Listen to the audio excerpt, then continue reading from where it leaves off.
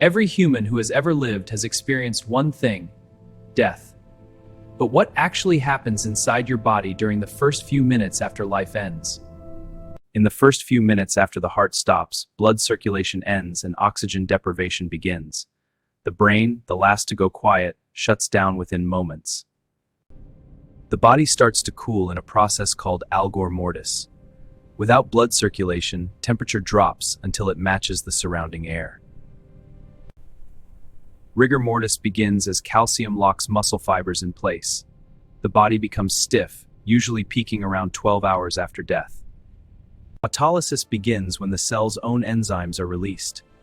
Without oxygen, cells start digesting themselves from the inside out. Putrefaction starts as bacteria in the gut multiply rapidly.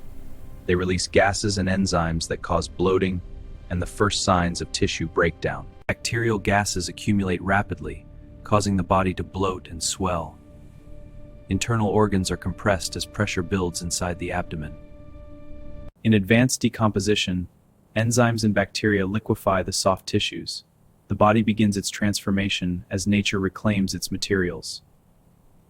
Over time, only the bones remain. Through decomposition, the body returns to the earth, completing the cycle of life.